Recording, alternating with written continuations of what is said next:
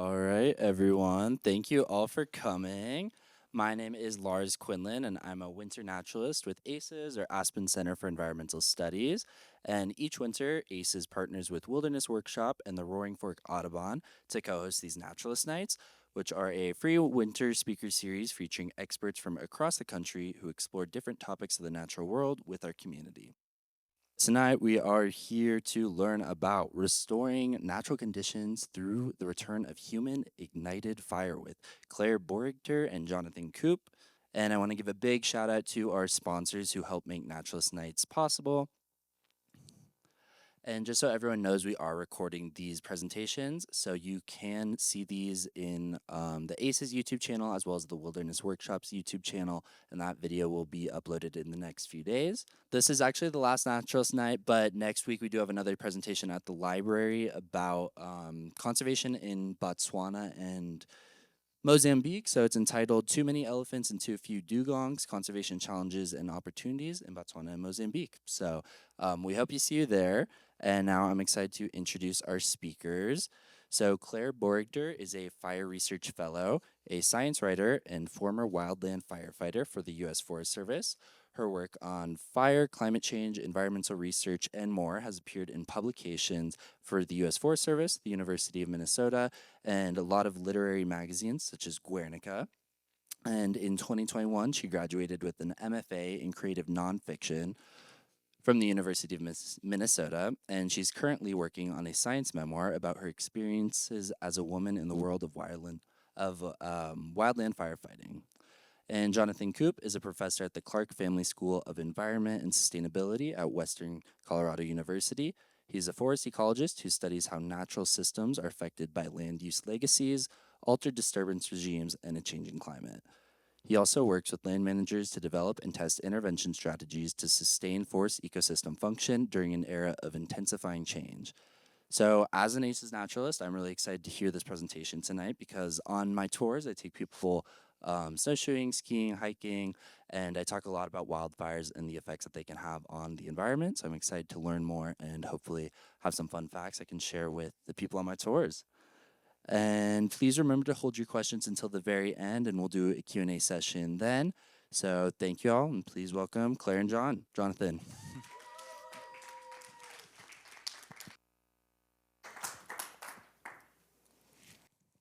Thank you for that introduction. I'm Claire. We got Jonathan right up here, and we're really excited to be with you guys. I'm gonna just do that. Yeah, we're excited to be here tonight, and we're going to be talking about untrammeling the wilderness through the use of human-ignited fire. And before we dive in, we wanted to give you guys a little bit of a frame for how we're going to be doing this tonight. So Jonathan and I are going to be trading off. We're both going to start talking about who we are and why we value wilderness and why we're talking about that today. And then Jonathan is going to take us through a discussion of the wilderness management dilemma. We'll come back to me to talk about historical Indigenous fire stewardship, back to Jonathan for wilderness and fire today. And then I'm going to close out with how do we return good fire to wilderness.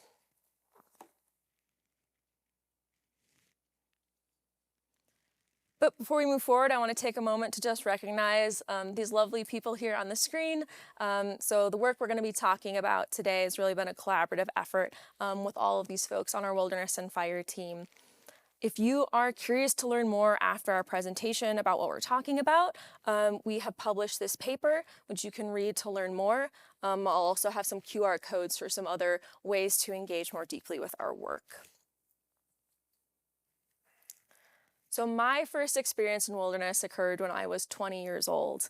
I left my hometown in Iowa and I drove across the country to Utah to join a Forest Service crew of wildland firefighters. And my crew is a module. They specialize in managing fires burning in the wilderness. So for 2-week-long assignments, we would just get dumped in various wilderness areas and we would get to monitor, build control lines, and manage these wildfires as they were burning and really see what it meant to live alongside fire. And so for a kid who grew up in the cornfields of Iowa, this was a truly transformative experience to go from, seas of soybeans and corn to being in beautiful places like the Selway Bitterroot Wilderness. And I really recognize the value in having places like this in the United States and what it meant to get to experience time there, and to kind of feel what it meant to be part of this landscape, one person in this community of life. So I was a firefighter in my early 20s, and then in my late 20s, back in grad school, I again found myself really thinking a lot about wilderness and fire. So as a graduate student at the University of Minnesota, I worked as an environmental storyteller for the university's research forest. And my role was to write the story of the Forestry Center's old growth red pines. So they had 40 acres of old growth red pines that were really being managed with a hands-off approach in accordance to a purist idea of wilderness. But they were discovering that the stand wasn't doing particularly well. So red pines are a fire-adapted species, and without fire in this space, they were failing to regenerate, and you can see here just a ton of undergrowth. This work was additionally fascinating, interesting to me because the Cloquet Forestry Center lies fully within the Fond du Lac Reservation. So the Fond du Lac Band, these folks are part of the Anishinaabe, who are, this area is their ancestral homelands. And these folks were doing a ton of burning in this area for many reasons. One of those is to promote blueberry growth. And so it was very likely that in this old growth stand, not only was there fire, but it's likely that there was fire that was ignited by members of this band. So all of these ideas were sort of coming together in my mind, and through this work, I got connected to Jonathan and our other co-authors in what I'm doing today. Okay. So we're going to be bouncing back and forth a little bit here. Well, I'll echo the thanks for having us. It's a pleasure to have the opportunity to speak with you all about our work. And we appreciated the free ski passes.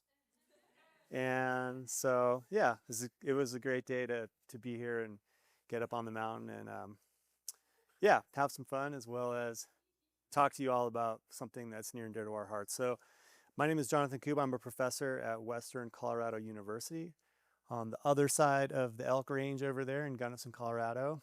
And I do a lot of work on fire ecology and forest ecology.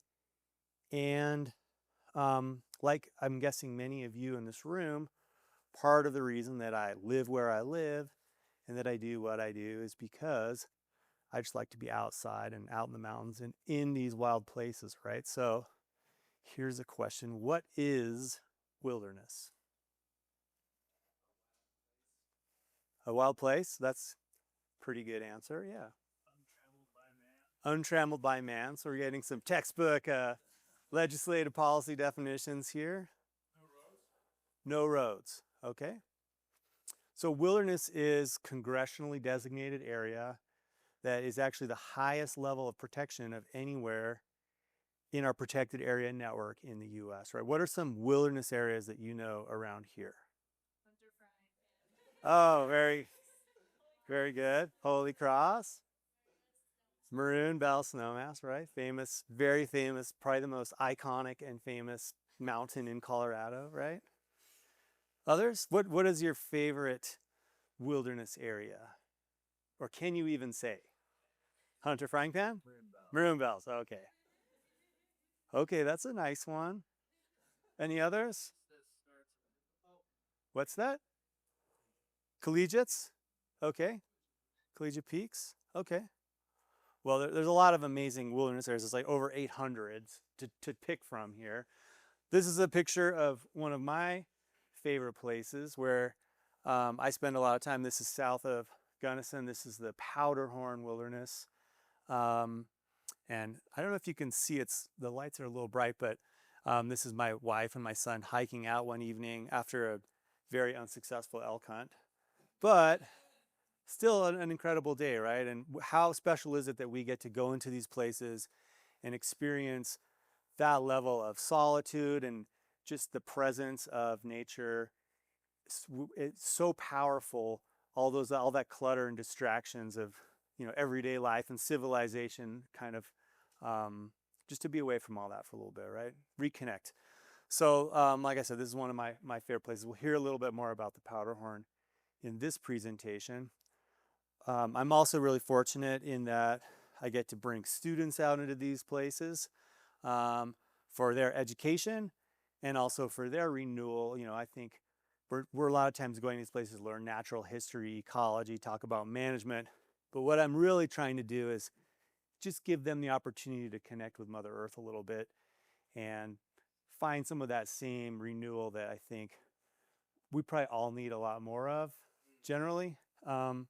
So yeah, this is the Raggeds Wilderness. I don't know if anyone's been over there. It's not too far from here, and the sun is about to set right on top of Marcelina Mountain there. All right, and then another part of what I do is research on forests and fire, and quite a bit of that work has taken place in wilderness areas as well. This is the Dome Wilderness in the Jemez Mountains of northern New Mexico. It's really close to where I grew up, so I've spent a lot of time out there. This is a place I went a lot when I was a kid, and this used to be a forest when I was a kid. This was a ponderosa pine forest. It's not a ponderosa pine forest anymore. It's oak scrub, robinia. I don't know if you know robinia. It's a really spiny, nitrogen fixing shrub, resprouting shrubs, and it's non-native grasses. So what happened here? This area is protected. There's a line around it on the map. It's wilderness, but we've got warming climate. We're in a mega drought in the southwest, and this area has been hammered by mega fire as well, right? So this area is burned twice at high severity. It's getting hard to even tell there was ever a forest here. So these are some of the changes that we'll be talking a little bit about that we're seeing unfolding across many of these landscapes, even the places that we have set aside because of their values and we want to protect them. We're seeing these kinds of changes unfolding, and that's what's led us to this work in which we're asking these questions about what is the right way to engage with these places? Do we take a hands-off approach in our management, or do we need to be a little bit more deliberate, right? And maybe this is part of a bigger question, really, I think, of how do we best take care of and sustain these places, these ecosystems that take care of us and that sustain us.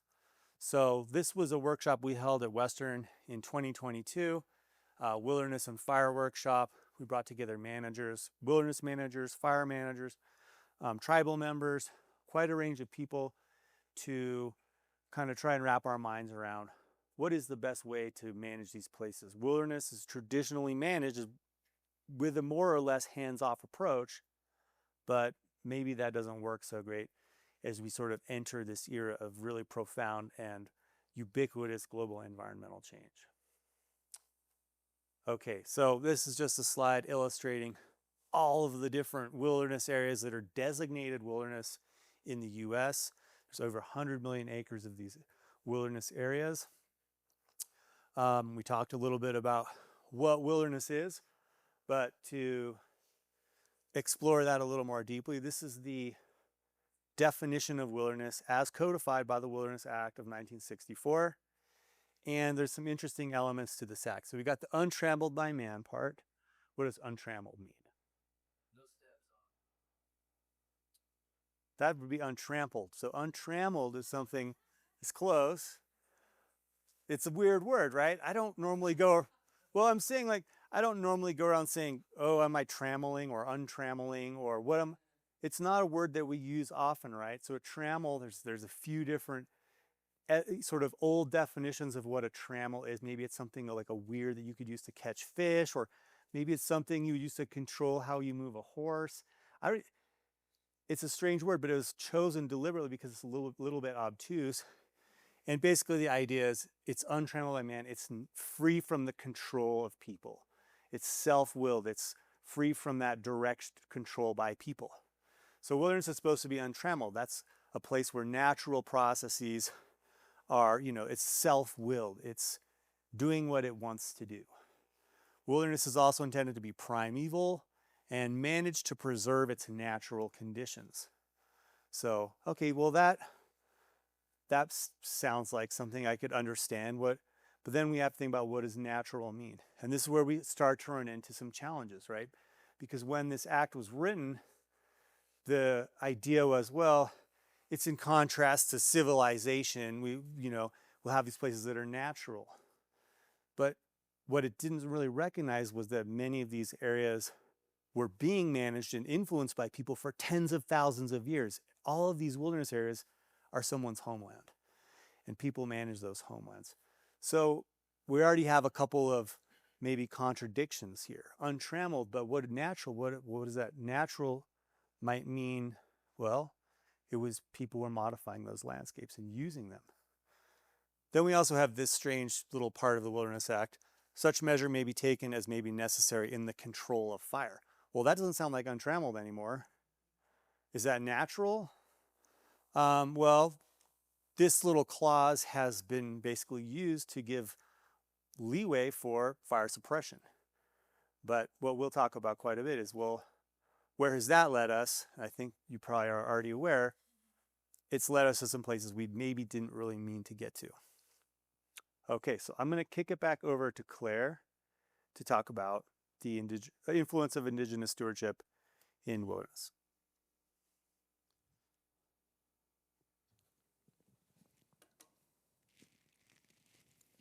So as Jonathan set up for us, we have the 1964 Wilderness Act and these different directives, right, about what wilderness is and should be.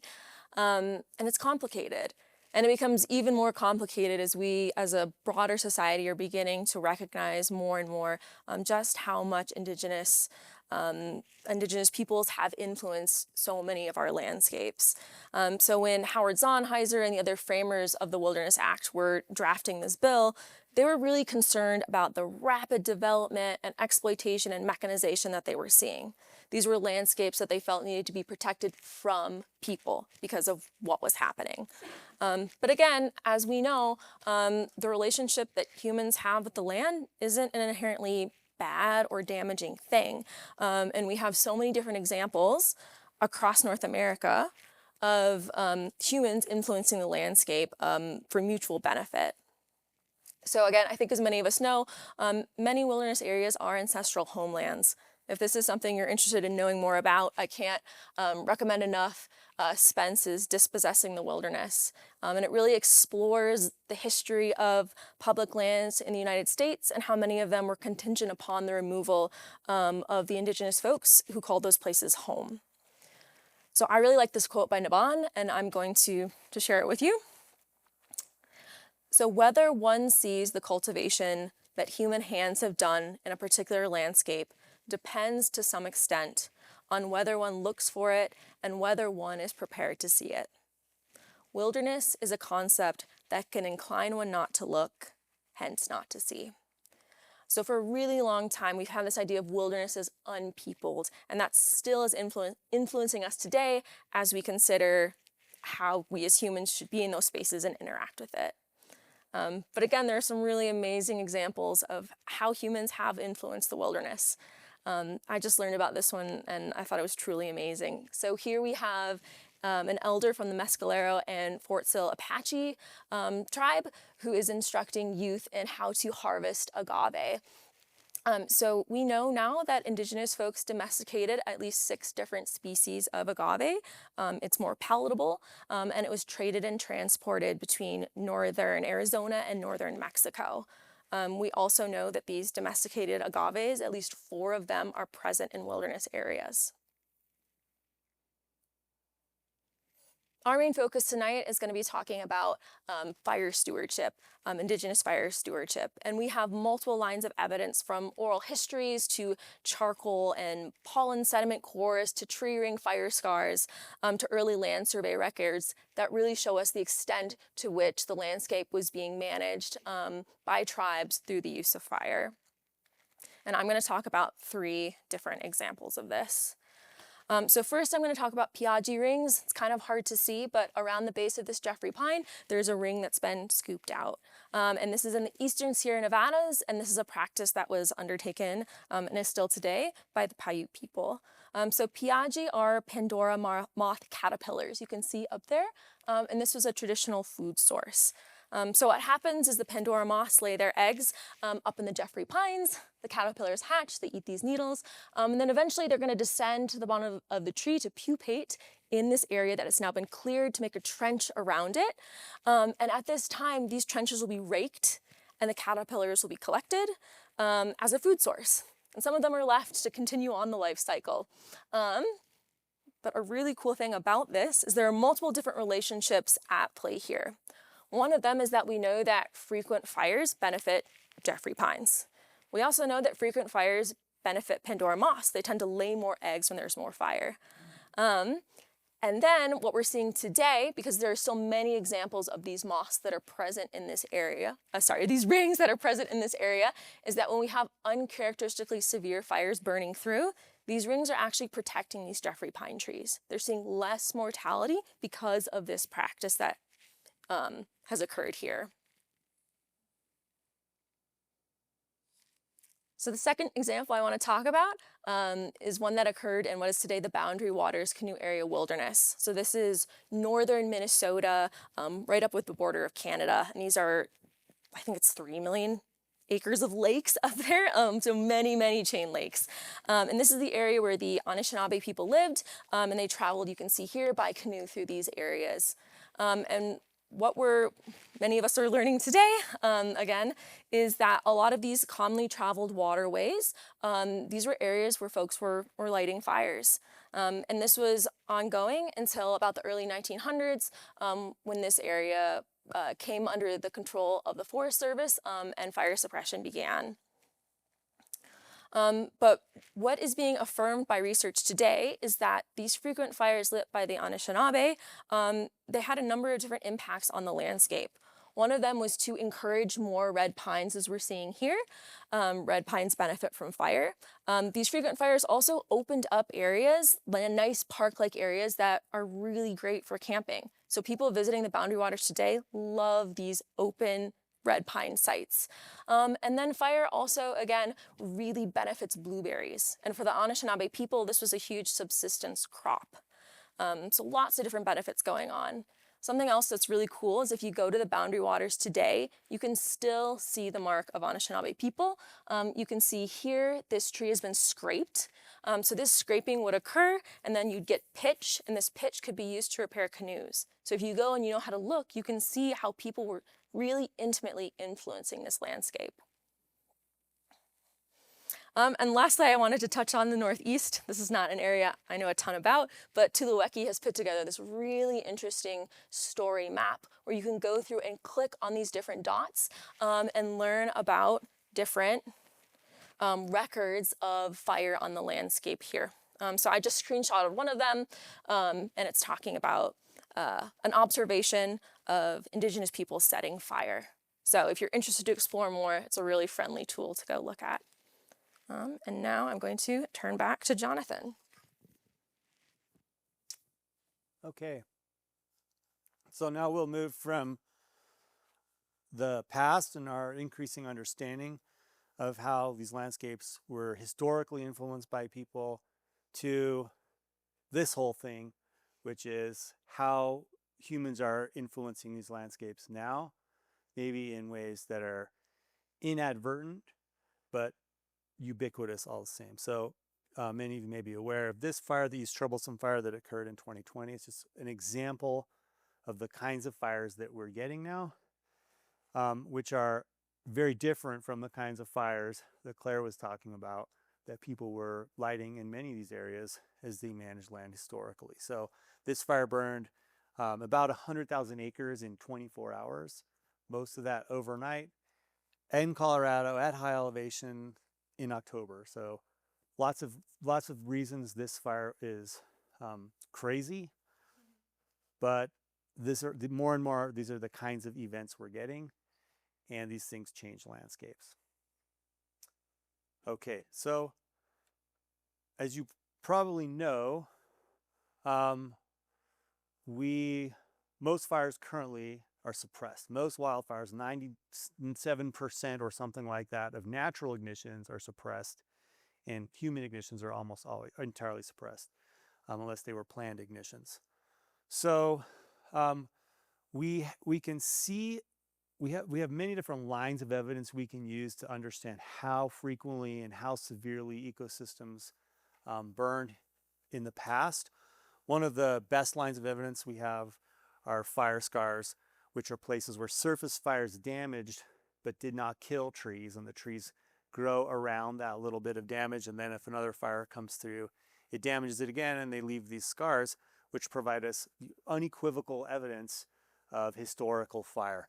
This is a ponderosa pine from actually just outside of the Powderhorn Wilderness, a place called Indian Creek, probably because it was a place where the Indians, the Utes were using and traveling through.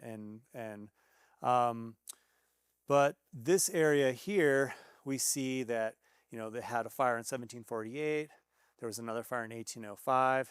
There was another fire in 1873. And these are the kinds of records we can compile across really big areas and see, oh, look how much fire there used to be across all of these landscapes. And these were surface fires. These fires weren't killing these trees. So in this study, we just did the study around the Upper Gunnison Basin. We had 10 different sites, and you can see over there, fire was pretty frequent until right around 1880.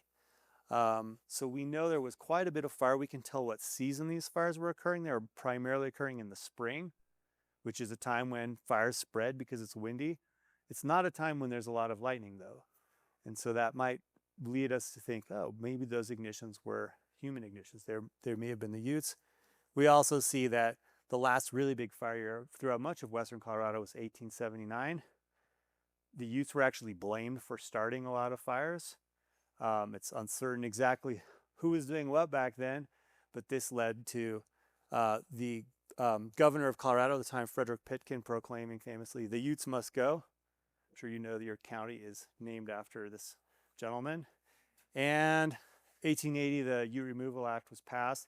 The Utes who had been pushed to west of the 107th meridian were then basically moved off out of the state, except for those who were in the Ute Mountain Ute and Southern Ute reservations in the far southwest corner of the state. So you can see there, fire ends. And then we have this big period without fire that we call the fire deficit. The fire deficit is all of the fires that we would have had that we don't have anymore. So it wasn't just the removal of the native peoples, but the late 1800s were marked by, the massive influx of European American settlers looking mostly to get rich quick, is basically the legacy of this community, right? And with that came a lot of livestock, cattle and sheep, very extensive grazing that removes grass. And once that surface fuel is removed, it's that much harder for spreading surface fires to occur. Subsequently, we had the formation of the U.S. Forest Service. And I like this quote by Gifford Pinchot from 1910, who declared that forest fires are wholly within the control of man. And the first duty of the human race is to control the earth it lives upon. And he actually said this just shortly before the really big fires of 1910 that burned a lot of Idaho and Montana and Northwest. So he's proven wrong pretty quickly. But this did really form, it catalyzed a lot of support for the Forest Service to exist. And the paradigm was, well, we can protect timber resources if we don't have fire, right?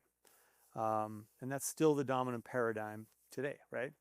It looks like it's going to become even more dominant again with some changes in the administration right now. We'll see. Okay, the consequence of all this is essentially a century without fire. And you probably are aware of this. Let's see, I'll show you. This is some work a student of mine led up, Emma McClure. This is just from fire scar records from Arizona and New Mexico. I think we tallied up, there's about 30,000 different fire scars in this data set from 400 sites across the Southwest. Some of these are wilderness areas, national park service areas, Forest Service, and you can see the fires per decade up there on the upper right, dropping off really dramatically at the end of the 1800s, and then essentially no fire. And so we're seeing this pattern across large landscapes, right? There's that little bit of an uptick there around 2000, and we'll return to that again later. Still though, fires are not as frequent as they were, but the way that they're burning certainly has changed. So you're probably aware of a lot of this as well, but when fire is removed from these landscapes, fuels build up. And in many of these settings, we went from open stands with large fire-resistant trees to very dense stands with very continuous fuels from the surface to the canopy, as well as between different trees. These changes took place at landscapes as well. So we can see by comparing these historical to current, recent photos, these changes from landscapes that were characterized by large openings, high heterogeneity, mosaics of forest, meadow, to thick, continuous forest cover, right? And this is what a lot of our landscapes look like now. And of course, when these things burn, canopy fuels are continuous, right? So we see different kinds of fire effects. Okay, this is the other big trammel. And it turns out that wilderness areas are connected to the rest of the earth. They're connected to non-wilderness landscapes, and they're connected to the atmosphere. They're connected to the hydrological cycle. They're connected to the Earth's energy balance. They're connected to other ecosystems, and so species can move back and forth, including non-native species. So even though we drew a line around these places on a map, there's still a lot of things that are happening outside of those wilderness areas that are having profound influences inside of them, right? We changed the composition of our atmosphere. There's nowhere on Earth that is not influenced by that.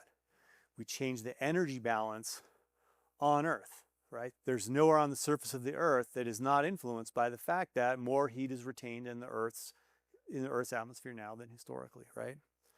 So as the global environment changes, so too do the places we've set aside to protect them for their natural values, right? So I remember I talked about that little uptick of fire in the late, beginning around the year 2000. Well, we attribute a lot of that to warmer and drier conditions. There's a lot of things that are changing out there, and people sometimes ask, well, is this climate change or is this something else? Sometimes it's hard to say. We have a pretty good idea, though, that it's a lot easier to make a fire when it's dry, and it's a lot harder to make a fire when it's raining, right?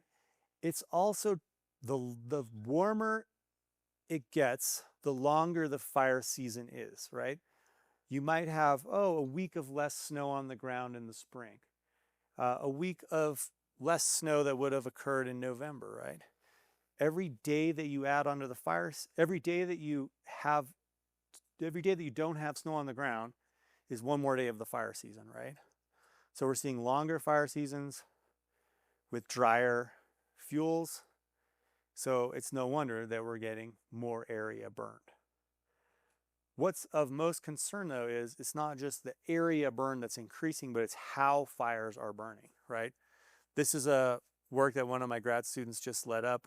We published it in Global Change Biology, looking at extreme fire events like East Troublesome, really fast moving fires, big blowups.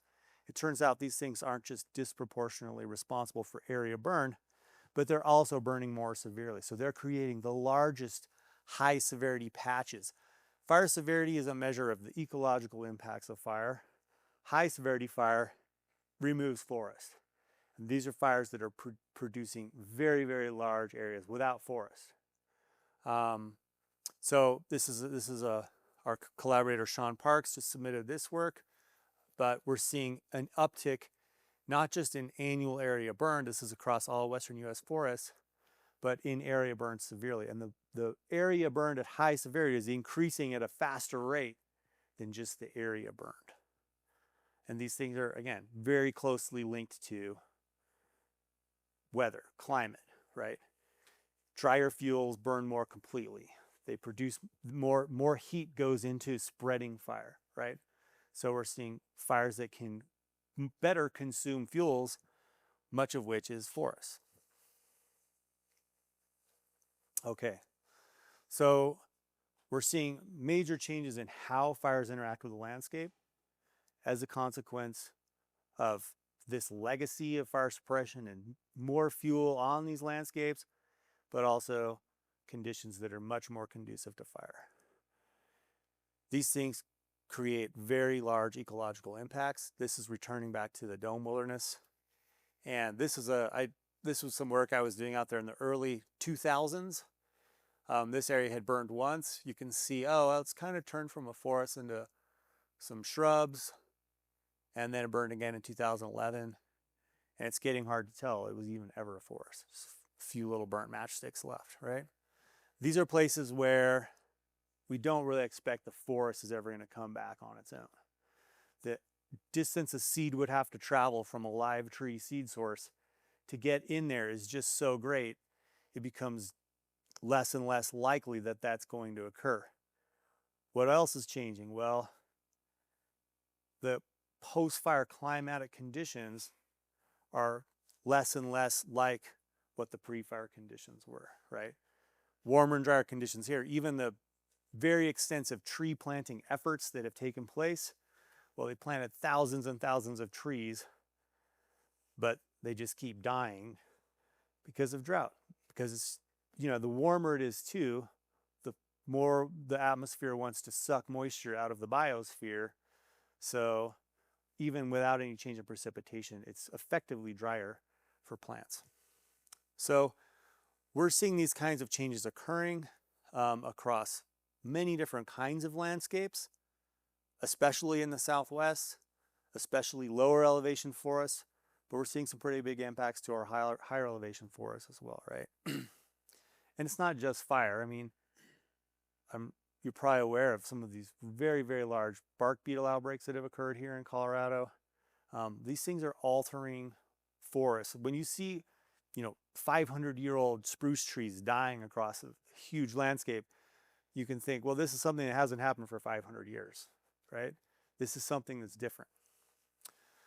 Okay, so that's kind of the reality that we're seeing. This is again from that same area. Very large areas with very large changes. Is this area untrammeled? Is this area natural? Well, we're kind of leaving that behind, right? And I also want to point out that we have a pretty good idea based on physics of what's driving these changes, right? We have a pretty good idea of how carbon dioxide influences global temperature. It's physics. And so we can make projections and say, well, if we continue down this path, here's how much more change we're going to get. All these models tell us, well, we're going to see some more change. Hopefully, maybe we can bend that curve a little bit, but even under the best case scenario, we're stuck with quite a bit more change that's going to come at us, right?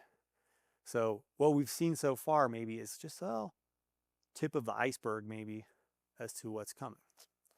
So I'm going to turn it back over to Claire to help solve this problem. All right. What are the pathways forward?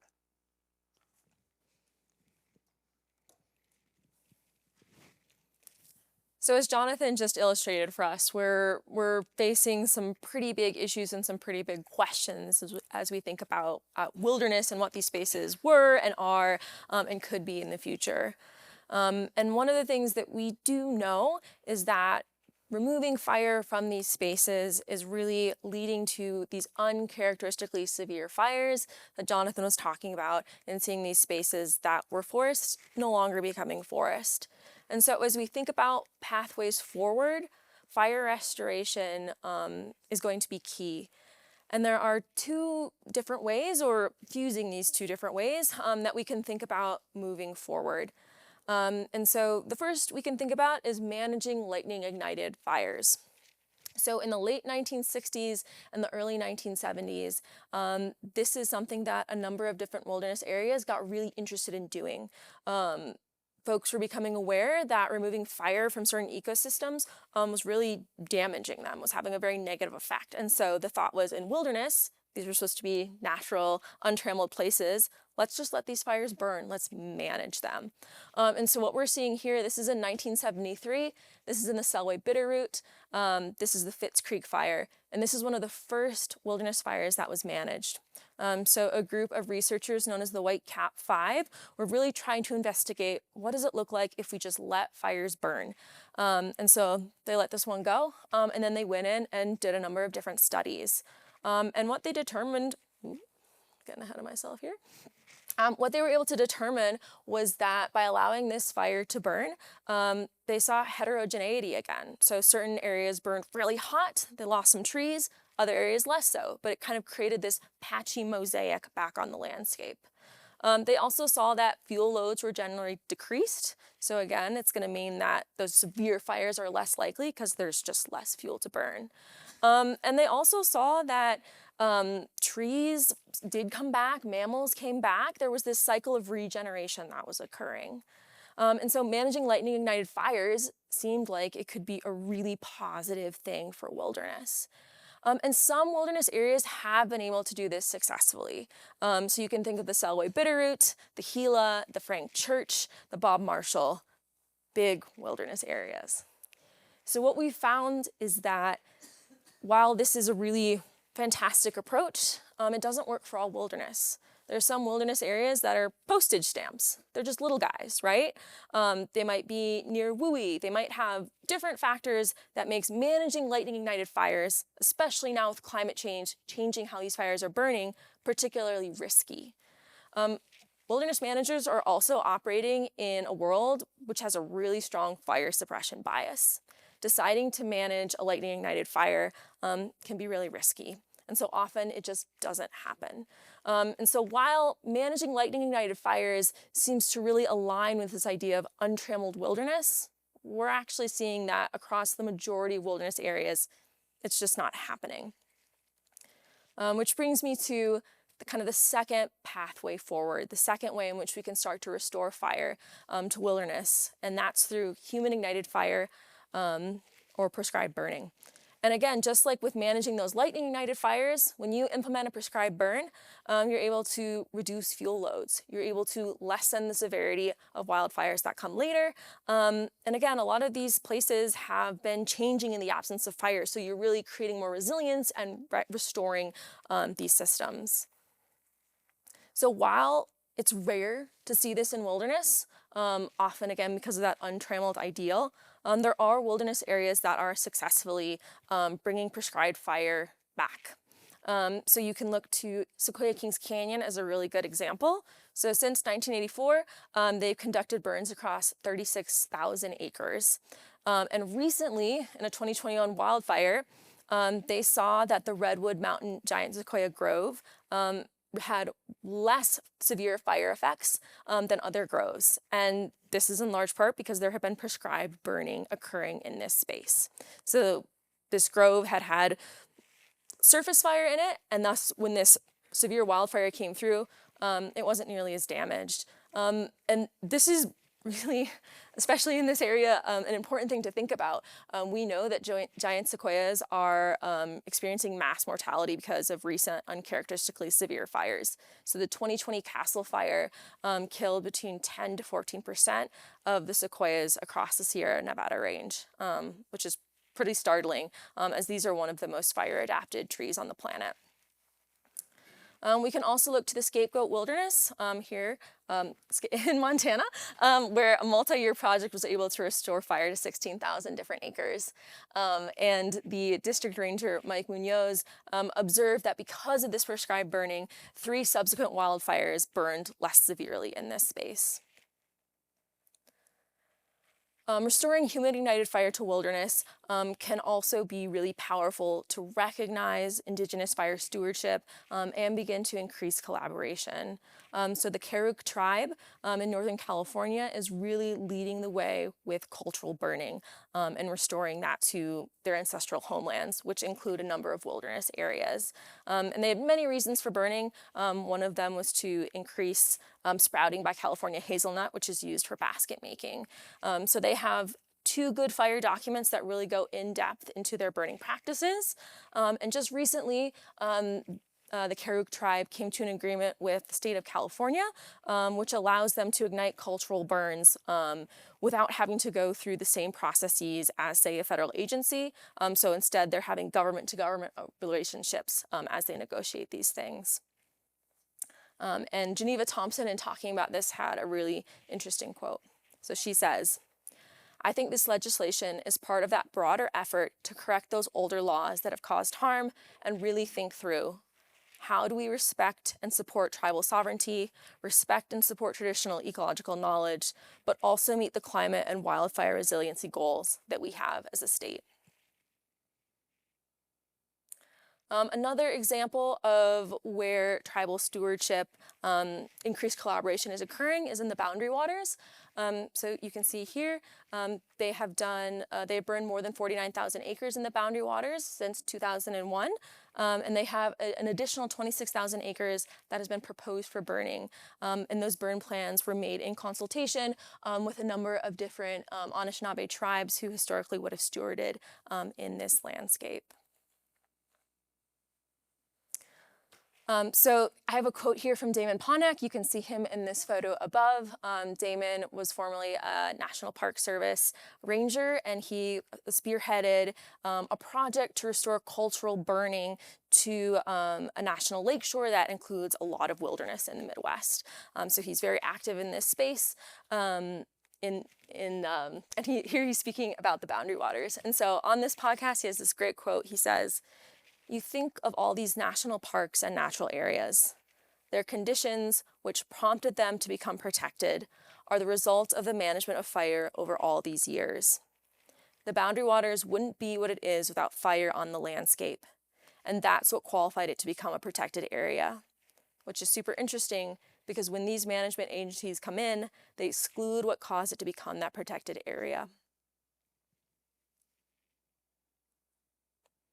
So all of this brings us back to this question of how can we live sustainably with fire in our wilderness areas? So we have some critical choices to make. Right now, we're seeing that the default is to suppress these fires, and it's to not work towards fire restoration. And these are big questions, and they're shaping what our wilderness areas look like today and what they might look like in the future. And then if we take a step back to a broader view, it's not just fire that we're being challenged to think about.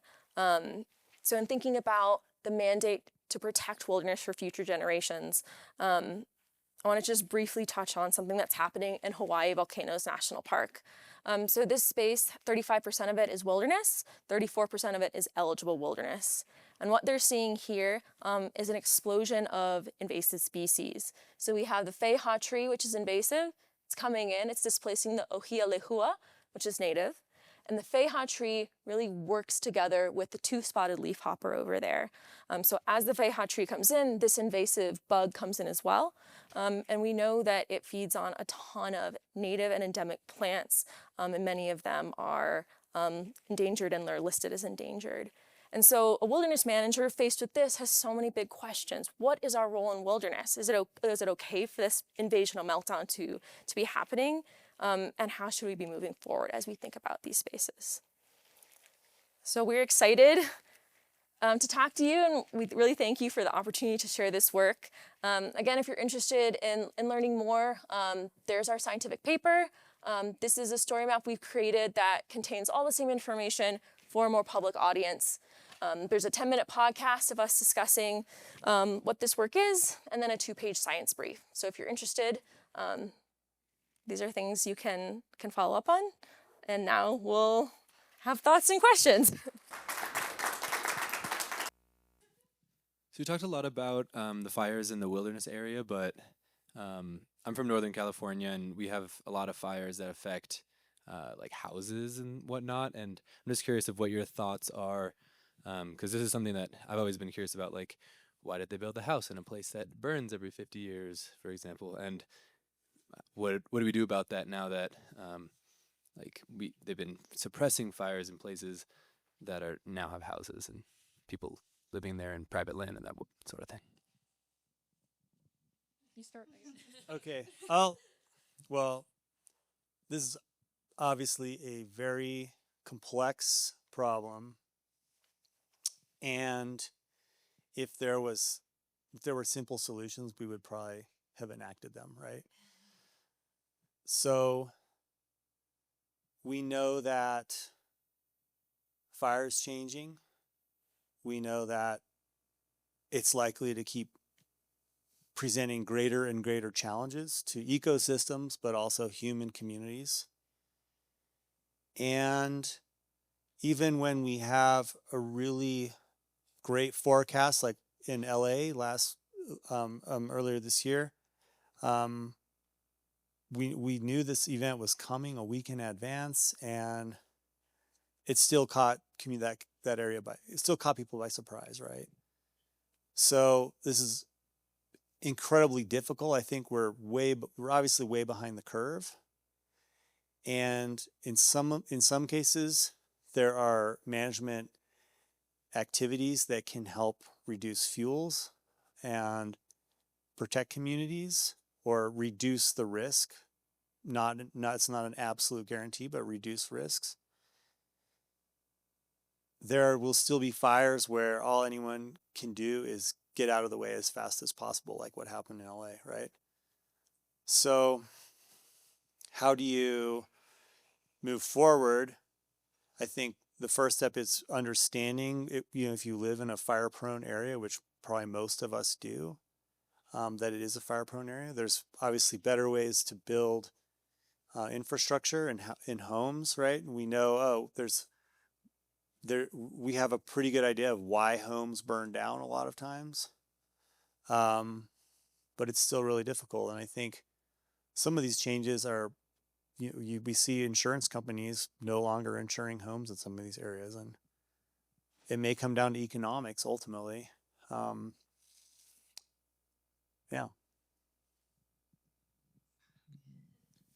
Yeah, and I think I would just add that, doing nothing, which has kind of been the default, or suppressing fire, not restoring fire, right? We've come to this space, but it's really hard to restore fire in wilderness and in so many other places. And I think part of that is we have created a fire workforce that is aimed at suppression, and those are, we have structures that support that, ways of thinking, so many things that make actually igniting prescribed fire really hard. Part of that is your workforce. We don't have a dedicated workforce for that. And so suppressing a fire is always going to take precedent over igniting a fire that needs to burn as a mitigation. And so I think there's a bigger question of how do we reorganize, how do we properly fund to support beginning to ignite more of these fires that we can hope to protect more communities. Because the WUI is just growing by leaps and bounds, those spaces where homes are. And it's all really sad to see when those things come together. Convenient. I was curious, you at the one slide where it showed that one area that had burned multiple times and how like the forest is likely never going to return there. I'm curious, like when you have these super intense burns, how does that affect the soil, and how does that also affect like the regeneration of that area? Yeah, sure. Good question. So I think I mentioned in the beginning, I study trees. I'm a forest ecologist. So that's what I always focus on. But yeah, these kinds of fires also have huge effects on all sorts of the entire ecological community. A lot of times they do have very strong effects on soils. They often lead to big erosion events like the landslides that closed Glenwood Canyon a couple years ago, right? And so, yeah, in some cases we're seeing like geological scale erosion, geological time scale erosion events happening subsequent to these fires.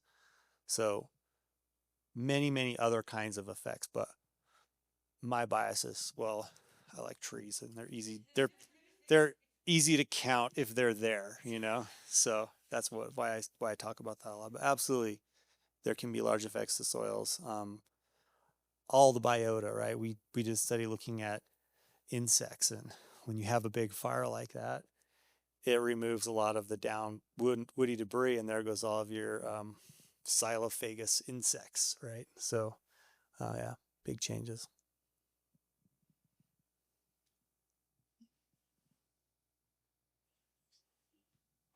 Just to follow up to what was asked before, what does the current cleansing landscape look like for prescribed burns on that unnatural scale? And has that already changed with the new administration and stuff? Well, I better take this one because Claire is works for the Forest Service. So I work for the state of Colorado, so I say whatever I want, whenever I want. And right now, nobody has any clue what's going on other than that there's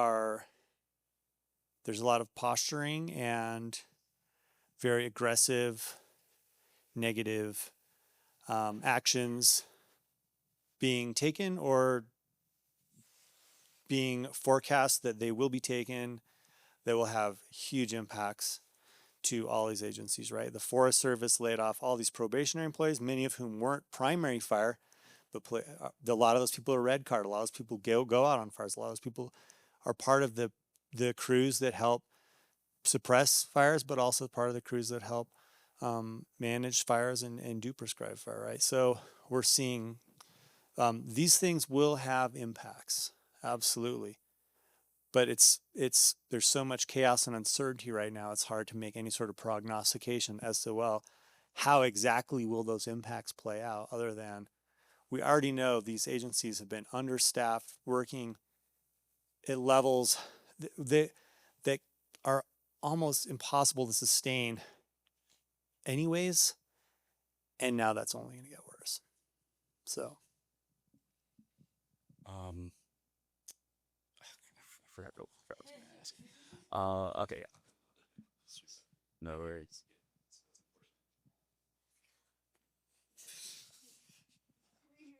I'm coming. Thanks for that. You guys have some good questions. I don't want to get too deep into the dark clouds that are hanging over all of our heads, but as someone who studies forests and fire and works with agency partners, this is a very troubling time for sure. So I guess my question is, you said that there were other people with like certain qualifications, like red cards, Yeah. I'm not sure what that is, that would kind of stick their hands in many different pies, I guess, right? Like as far as like who's responsible, I guess. Well, a lot of when there's a big fire, a lot of people get called out of whatever their job was. Maybe they were an archaeologist or something for the Forest Service, and they're going to go work on that fire, right? So even if that person wasn't primary, engine captain or something like that, the capacity to manage fire, it has been diminished. And now they're talking about more budget cuts and more layoffs and another round of all this stuff. So that's what we're looking at right now.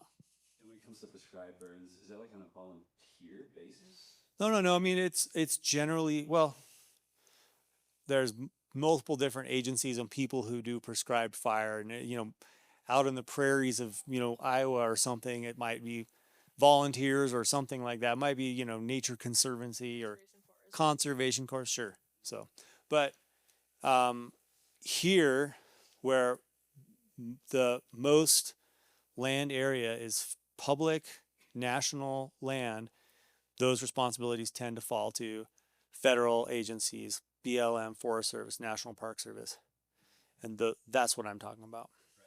And so if somebody wanted to like kind of just you're not allowed to go into a prescribed fire. Yeah. by any means, Yeah. but like a business per se. Somebody had wanted to start a business. to do something? Yeah, well, because most of that land area, I mean, sometimes there are contractors and crews that come in that are working for those agencies, but again, it still requires, because it's public land, it's all of our land, and it requires these processes that these agencies go through to make plans, get feedback, make sure they're following different laws, thinking about multiple use and all the different, it's very, very difficult, right? Imagine here, there's so much recreational value and recreation taking place on these landscapes. How do you go into a prescribed fire? Well, got to think about trail closures. You got to think about getting the public on board. You got to think about not smoking out aspen, and so it's very, very complicated. Yeah. Can I answer okay, I'm gonna let Claire talk. And that's kind of getting to when I had the screenshot of like the LA Times talking about the agreement between the Karuk tribe and the state of California. Is basically they were recognizing that in the tribe has certain fundamental treaty rights to ignite cultural burns, and they have a depth of knowledge in how to do that, and so that they are going to be on a different playing field when it comes to, we want to ignite this cultural burn, we have the experience. They're going to acknowledge that instead of treating them like a federal agency or the Nature Conservancy or Conservation Corps. And so that's a really cool thing that has happened recently. Going off of that, I am curious about other countries who have had removal of native people, and like, I don't know, Canada or Australia or something like that, who have problems with wildfires, and if there's, I don't know if you have any insight on that and what's going on now and what went on in the past. Yeah, we were actually just talking about that over dinner a couple nights ago. Yeah, so in Canada, there are, so the work that I've done in the Boundary Waters is contiguous with Canada, right? And the Anishinaabe people were all over in that entire region. So the fire history is very similar. It's the same with the Pacific Northwest, where we know that Indigenous folks were burning all over those areas, all into Canada as well. And then in Australia, too, there's been a lot of recognition of the Aboriginal peoples and all the burning they were doing there. I think that's the extent of my knowledge. I don't know. Yeah, I'll just mention that many of those areas are also grappling with these same issues. And I was talking to Claire about, I visited some tiger reserves in southern India, specifically looking at changing fire regimes there and concerns that fires were burning at uncharacteristic severity, and the forests had changed and they're filling in with this non-native shrub that's creating ladder fuels. And there's lots of concern about these changes. And then you go talk to someone who's a member of one of the indigenous groups, the Soligas were the people I was meeting with, who up until very recently lived all throughout these forests. Now they were forced into these towns to make space for the tiger reserves, and they've ceased their burning practices. And so what they told me was this is tropical dry forest, so it's seasonally very dry. They told me they burned basically everything that was dry every year. Like everywhere that was flammable, they were burning every year, right? And you can't stop fire like that and not expect to see major changes. These forests have changed very dramatically. They're thick. The habitat for the species of wildlife that tigers eat isn't even in there anymore, right? Elephants are coming into town at night to find food because it's changed so much, right? So this problem isn't unique to the United States, right? Yeah.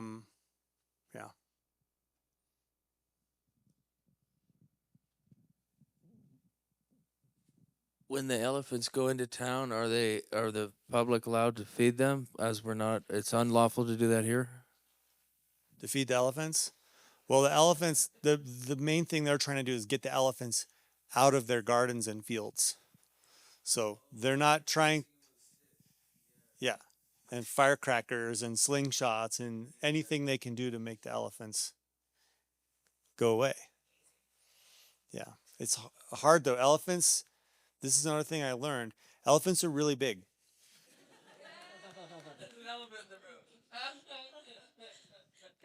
Yeah. So this is a little tangential, but I actually have a coworker or a colleague at my institute who has done work on this, and they were actually seeing that elephants hate bees. And so I can't remember what country in Africa they were looking at, but they basically were creating a corridor for the elephants to travel by slinging bees along the sides on these like waving things. And so that if the elephants tried to cross into the fields to eat stuff, they would disrupt the bees, and then they'd like move away from them and tell the other elephants don't go there. Anyway, interesting work. All right, and we have time for one more question. I was wondering with just where the data is with prescribed burns versus just like fuels reduction and burn piles and how significant the difference is between those and having these effects. Well, so if you're asking about the effectiveness of different kinds of burning and fuels treatments to reduce the risk of high severity fire, or is that what you're asking? Yes. Okay. Well, we have the data tell us that you can reduce the risk of severe fire by removing, thinning the canopy of the forest, but you also have to reduce surface fuels as well. And so the most effective treatments are, if you can, prescribed fire, maybe fire that's not just low severity, but kills a few trees too. Or in places where it's appropriate, like around communities, there's a lot of effort to do thinning with masticators or hand crews or whatever it is. But again, those efforts are far less effective without some follow-up, like prescribed, like a broadcast burn, or it could be a pile burn that gets rid of those surface fuels as well. Because surface fuels transmit fire. We see the fire moving from crown to crown to crown in the forest, but it's also moving along the surface and bringing heat up into those crowns. So if you want to save trees and have a low severity fire that, your inevitable wildfire natural ignition that comes, unplanned ignition, well, what you really need is conditions where you reduced both canopy and surface fuels. I also think one of the things about bringing back fire is that there are so many things that are occurring with that we might not even know about or understand, right? It's all these different ways in which this whole community of life is interlaced. And so sometimes I think I think intensive thinning, all those things around communities, that's wonderful, but I also think there is value in restoring fire for maybe things that we don't yet fully understand. Yeah, I'll just second that real quick. We have to think about what our goals are, right? And maybe your goal is protecting your house, and it's protecting your community, and protecting the lives of the people who live there, and it's protecting the lives of the people who are going to have to go out on that fire line when it does come, right? That's probably going to be everyone's number one goal. But beyond that, what is it? Is it to have landscapes that are fireproof where fire doesn't occur, or is it to restore that ecological process and have a functioning ecosystem that we can say, hey, we live here, but we also live here in such a way that ecosystems function as they did for millennia, right?